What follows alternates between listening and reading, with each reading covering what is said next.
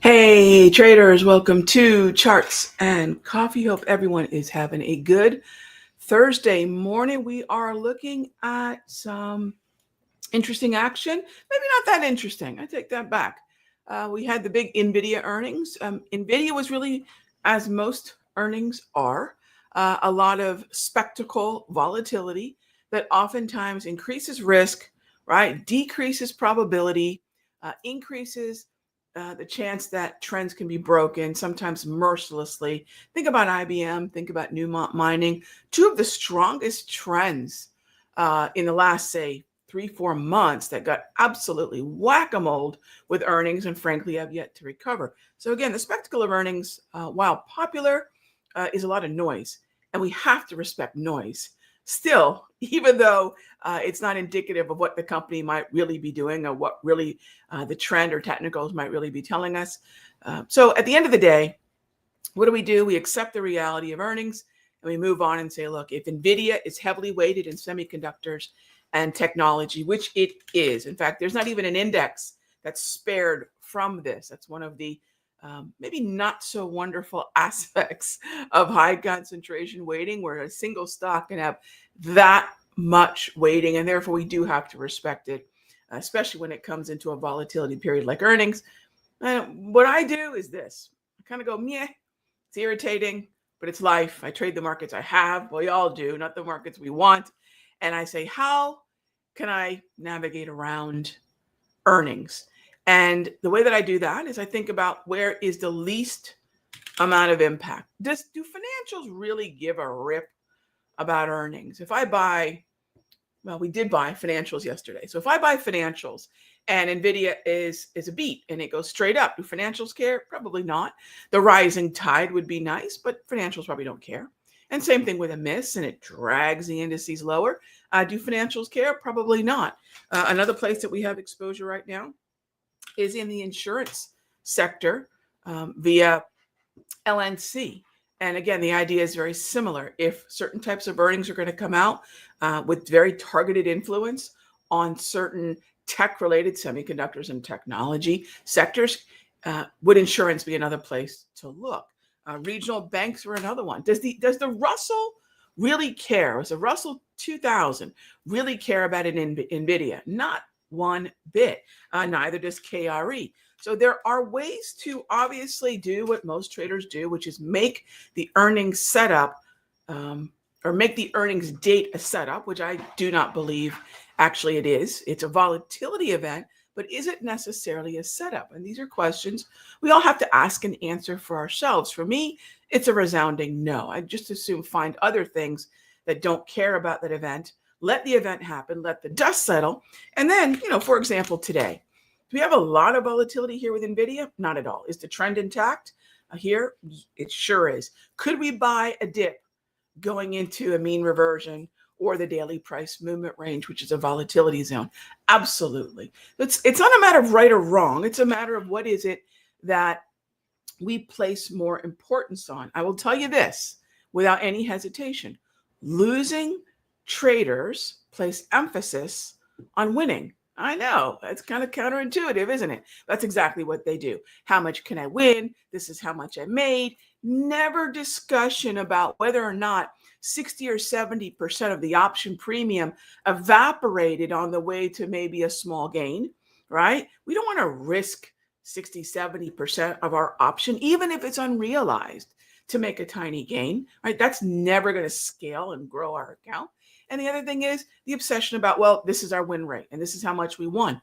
Those things are nice, but I'll tell you this, after decades of being able to talk to traders, as I was learning, that were my mentors, they all focused on the risk side, the position sizing side. And I love this.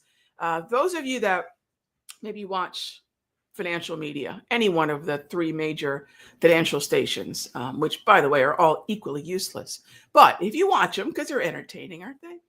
If you watch them, and you'll see every now and then they'll have these conferences and they'll televise them where the hedgies get together and they'll talk about their outlook and trends and mega trends and what they see.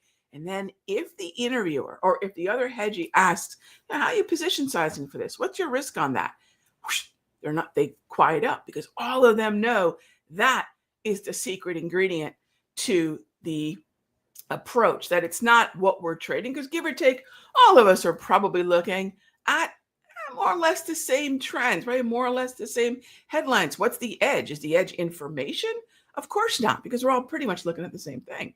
So what's the edge? It's position sizing, it's targets, it's entries, it's the cost basis. I mean, that's Grandpa Buffett right there. The man is amazing at cost basis and time.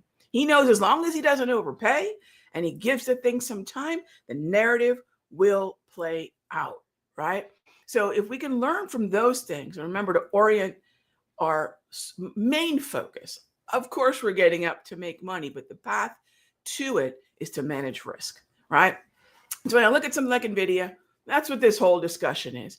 Is this a way that I can manage risk or not? When I have an unknown like earnings, and again, gang, for those of you that have been trading for more than 5 or 10 years, which really isn't that long at all. For those of you that are around, and I know many of you have in the mastery, some of them say, yeah, I remember getting an envelope in the mail with earnings per share and revenue. It wasn't a spectacle 25, 30 years ago.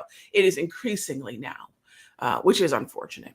And it doesn't do the companies or investors, frankly, any good. Take a look at IBM. Did something so terrible in IBM happen where the uptrend is, apparently yes, right? That's the narrative. And so those are things, this is what I mean, right? Even though that's a beautiful trend, and we actually had a really great trade in IBM leading up into it, this is why I don't hang on for earnings.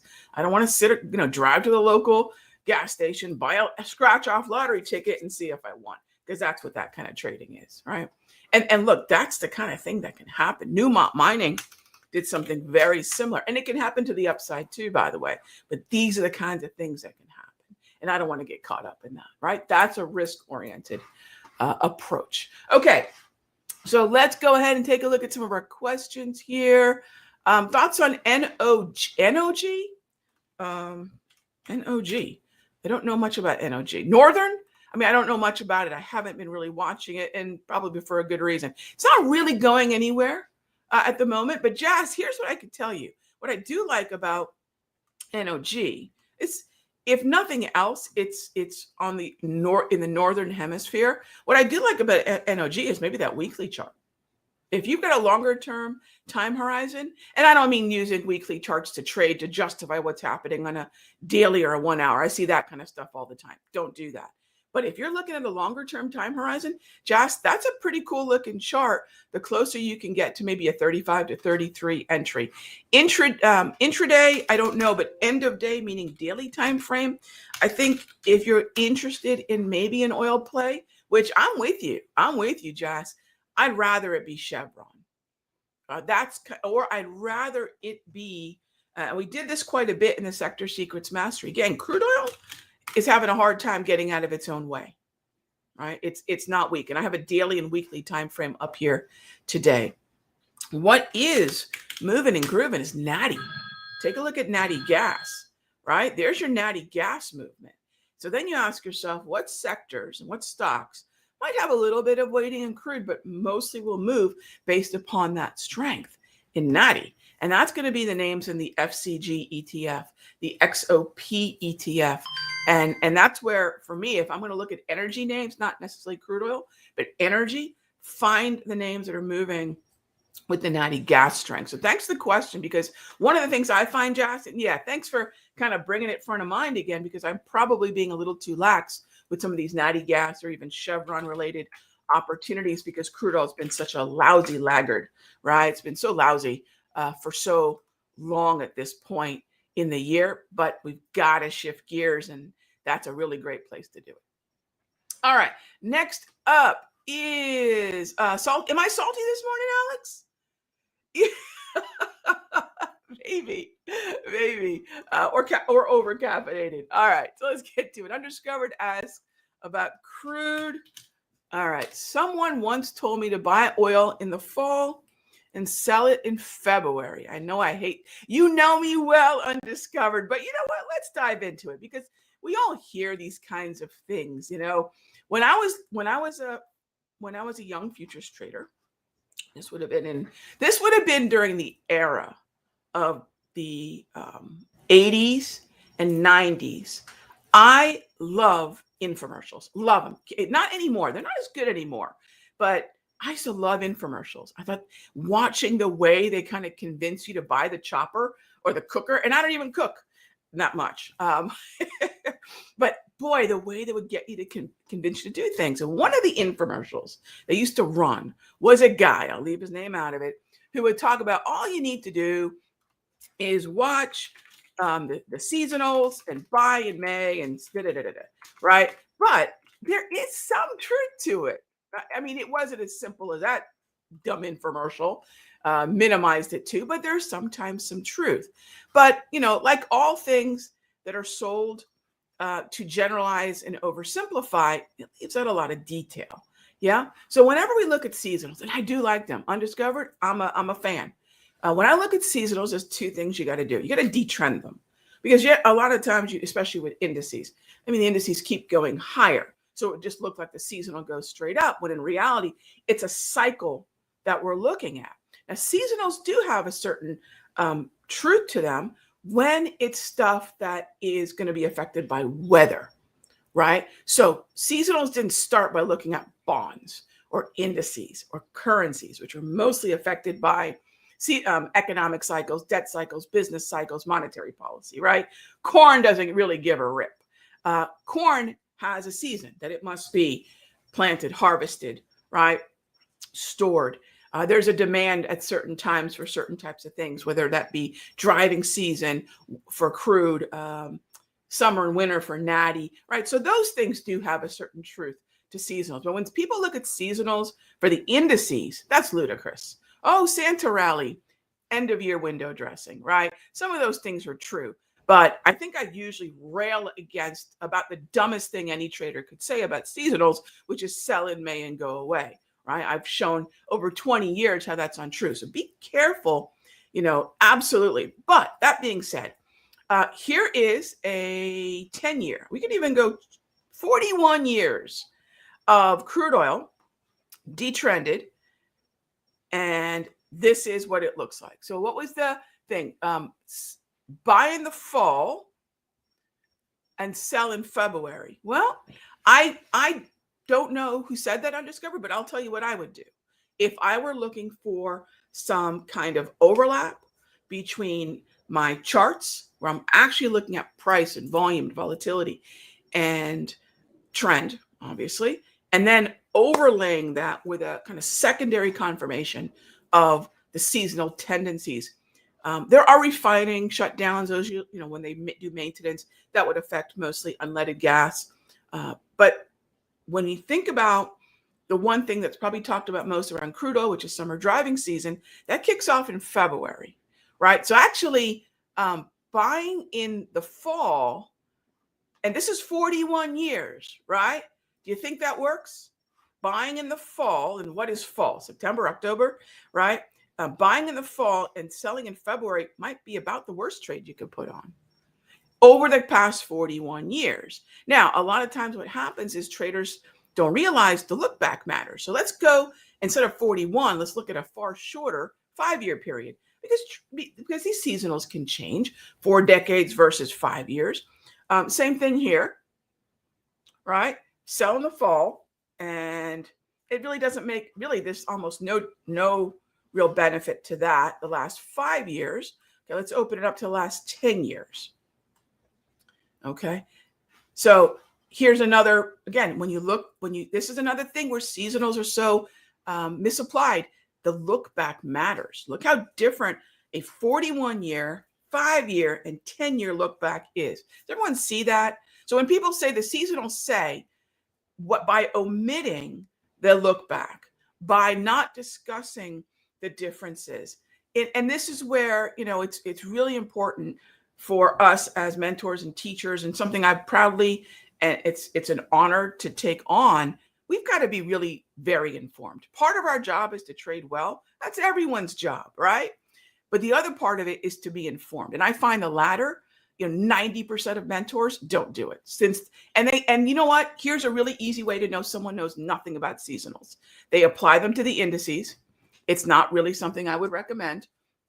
And they talk about things like sell in May and go away, which just have no validity. However, if you want to buy, over the past 40 years, you saw that, February is actually a pretty good time to buy. But notice, it's not that simple, is it?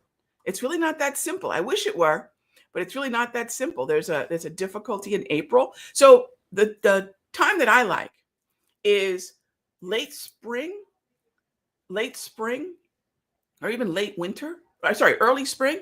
Is there something that you need? Neela's internet getting cut. There's not anything I can do. Sorry, it's my mom. Apparently, it's much more important than my show. What do you need? Neela's internet's getting cut. I really can't do anything. She can get closer to the office here. She can come closer to the office, but I don't know why it's being cut. Moms. All right. Anyway, the internet here in the, this is a home office, by the way. So my sister's in town, and I guess she's doing some work, and her internet's being cut right now. All right. Maybe I'll have to look at that before I started with the mastery. Mastery, folks, just a quick heads up. My mom wants me to check the internet. All right. She sounds sweet. Alex, she has her moments, like every one of our mothers, right? She has her moments. Yeah. Hi, Mom. I got to go fix the interwebs. Anyways, let me answer another question and let me see what's going on.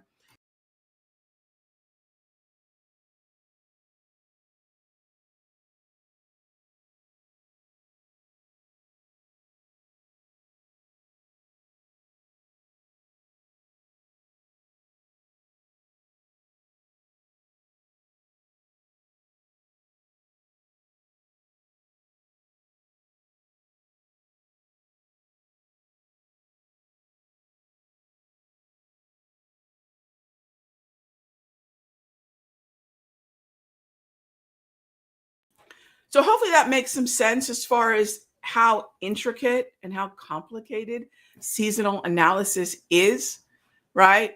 It is difficult. It's not as straightforward. So here's the next part of it. This is super important. Look at now and then look back 3 months or 6 months. Have the price action, the trends, the general direction, have they been moving in the same direction as the trend would suggest? Not what we're looking forward, but if you look back 3 or 6 months, have they been in sync up until this point? And then we can start looking at whether or not there's some veracity to the seasonals. Love, love, love the question, right? Be careful with locking in a trade or an expectation to the seasonal. And if I had to say seasonal versus trend, trend always wins. Trend always wins. In a game of rock, paper, scissors, seasonals versus trends, trends always win. All right, gang, let me go see what my mom wants. Sorry, she's the VIP. Did y'all ever tell y'all I was speaking to about 400 people at Chicago Mercantile Exchange. Such a privilege, such an honor. I was a futures trader. Here I am at the mothership, and my mom calls. And literally, so when my mom calls, I have the ringer special for her, and it's ringing. And so I'm telling 400 people, my mom called. I got to take this call. Apparently, my cat had run away that afternoon, and I'm in Chicago. She's in Florida. And she had to call and tell me, but you always got to take the call. Be good to each other, gang. I'll see you tomorrow.